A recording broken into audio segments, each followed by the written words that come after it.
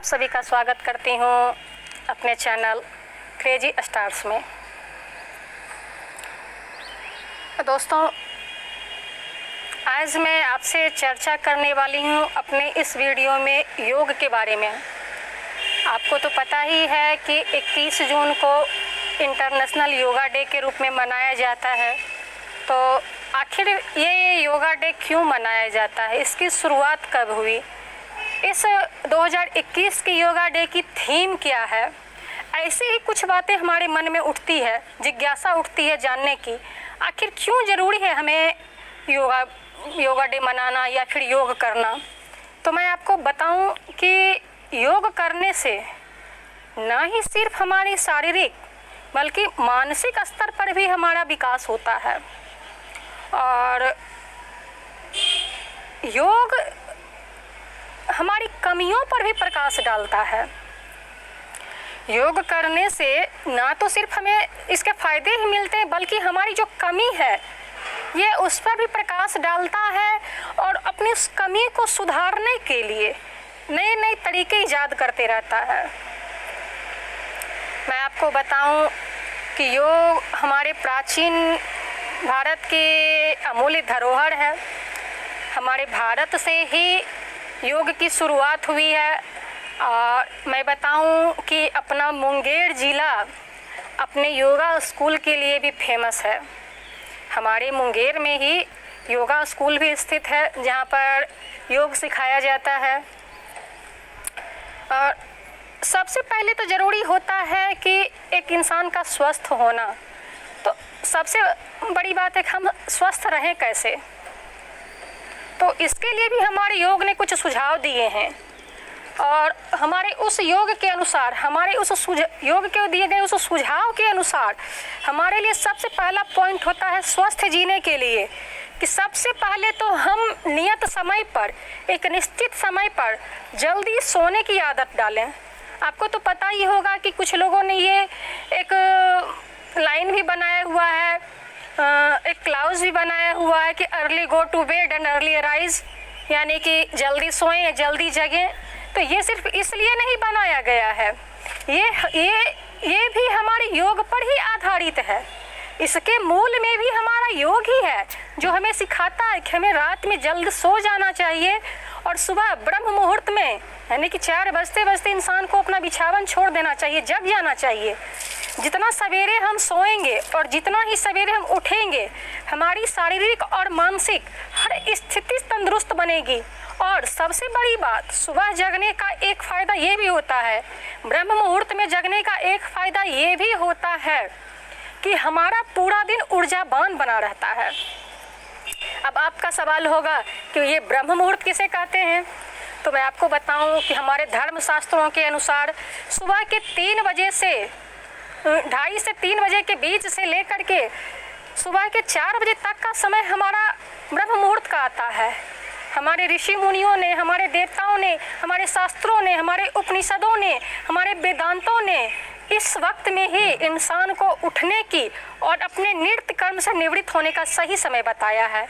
ये वो समय होता है, ब्रह्म मुहूर्त वो समय होता है जिस समय में इंसान का देवों से, हमारे आत्मा से मिलन होता है। यही वो समय है। तो चलिए छोड़िए इन बातों को। आज हमारे बातचीत का ये जो मेन मुद्दा है वो है योगा, कि हम योग क्यों करते हैं, क्यों इंटरनेशनल योगा डे मनाया जाता है, इसका शुभारंभ किसने किया और क्या क्या प्रक्रियाएं हैं इसमें, मैं इस पर आज डिस्कस करने वाली हूँ। तो मैं आपको बताऊं कि सबसे पहले ये तो हो गई सवेरे जगने और सवेरे सोने की बात। तो इसके आगे होता है कि हमें रोज़ाना 7 से 8 गिलास पानी पीना चाहिए कम से कम। अगर हम रोज़ाना 7 से 8 गिलास पानी पीते हैं तो हमारा डाइजेशन सिस्टम भी सही बना रहता है। उसके बाद साफ़ सफाई का भी टाइम आता है कि हमें नियमित स्नान ध्यान करके खुद को स्वच्छ और साफ़ सुथरा भी बनाए रखना है। फिर आता है भोजन पर कि हमें क्या खाना चाहिए। तो मैं आपसे बोलूँगी कि अगर स्वस्थ रहना चाहते हैं तो आप तली भुनी चीज़ों का, फास्ट फूड को अवॉइड कर दीजिए। आप अपने खाने में हरी सब्जियों को, हरे फलों को, कच्ची सब्जियों को, इन सबको शामिल कीजिए अगर आप स्वस्थ रहना चाहते हैं।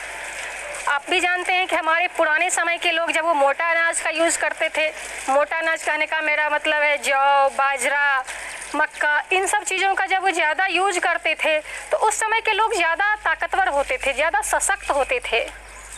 तो मैं यही कहूँगी कि जितना ज़्यादा मोटा अनाज, हरी सब्जियां और फल आप अपने नियमित दिनचर्या में शामिल करेंगे, आप उतना ही ज़्यादा स्वस्थ रहेंगे। अब बारी आती है कि इन सब के बाद भी हम स्वस्थ नहीं है, क्या करना चाहिए। तो मैं कहूँगी कि अपने लाइफ के, अपने प्रत्येक दिनचर्या के 24 घंटे में से कम 20 से 40 मिनट योग के लिए ज़रूर निकालें। अगर आप अपने पूरे दिन का 20 से 40 मिनट योग के लिए निकालते हैं तो निश्चित ही आप एक सशक्त तन और मन के मालिक बनेंगे। आपकी बौद्धिक क्षमता, जो योग नहीं करते हैं उनके हिसाब से आपकी बौद्धिक क्षमता ज़्यादा होगी।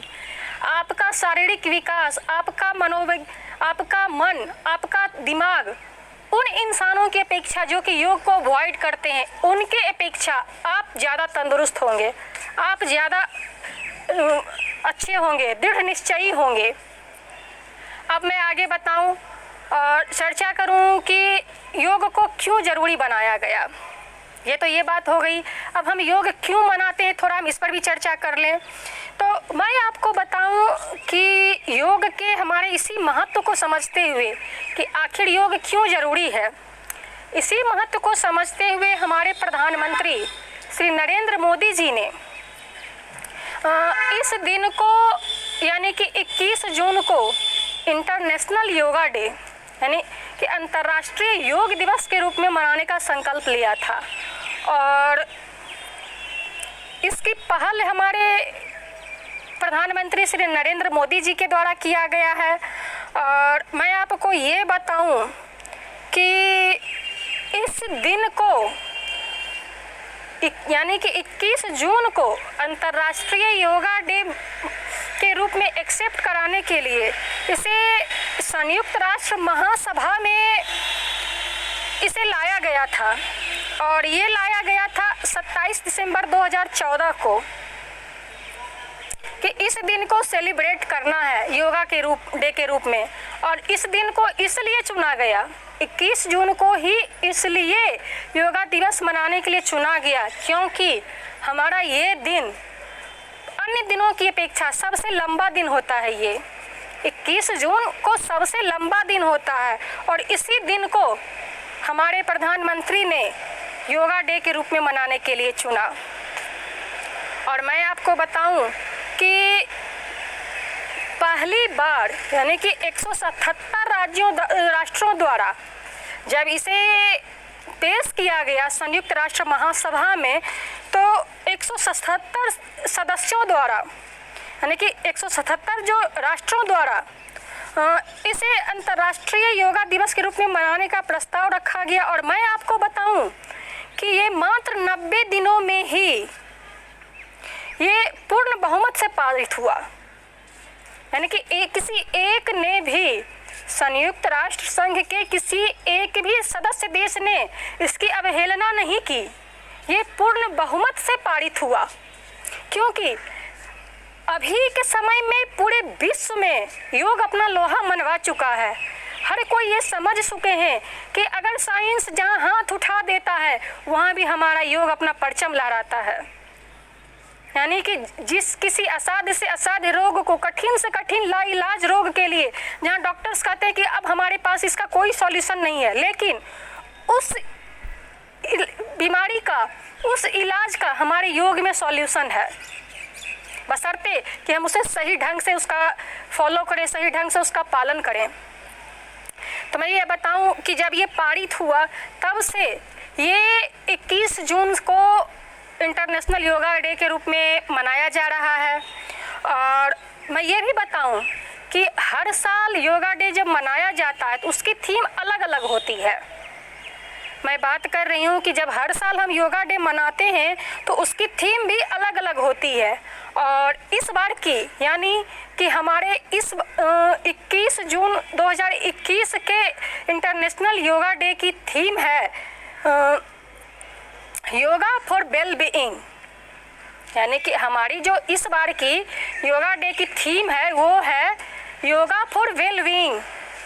इसका मतलब होता है कि स्वस्थ रहने के लिए योगा, यानी कि स्वस्थ रहने के लिए हमें योगा करना बहुत ज़रूरी है। और मैं अब आपको ये भी बताऊं कि अब अभी से सबसे पहला योगा डे यानी कि सबसे पहला जो इंटरनेशनल योगा दिवस मनाया गया था वो 21 जून 2015 को मनाया गया था, और वो भी हमारे माननीय प्रधानमंत्री नरेंद्र मोदी जी की पहल पर ही हमारा ये पहला योगा डे मनाया गया था। और अगर मैं बीते वर्ष की बात करूं तो आपको तो पता ही है कि बीते वर्ष कोरोना महामारी की वजह से हम सबों को घर में ही रहने की हिदायत थी, और पिछले बार की हमारे योगा डे की थीम थी कि घर पर रहें और करें योग। और मैं आपको बताऊं कि भारत की पहल पर दुनिया के लगभग सभी देश, गौर कीजिएगा, भारत के पहल पर दुनिया के लगभग सभी देश आज योगा के प्रचार और प्रसार में लगे हुए हैं। तो जाते जाते आपकी ये दोस्त भी यही कहेगी कि अगर आप चाहते हैं स्वस्थ रहना तो सुबह हो या शाम रोज कीजिए योग, सुबह हो या शाम रोज कीजिए योग, निकट न आएगा कभी आपके रोग। तो मित्रों, जाते जाते मैं आप सभी को इस योगा दिवस की अनंत शुभकामनाएं देती हूं और उम्मीद करती हूं कि आप सब भी आने वाले दिनों में स्वस्थ रहेंगे, मस्त रहेंगे, बिंदास रहेंगे और अपने जीवन में योग को अपनाएंगे। टिल देन, जय हिंद।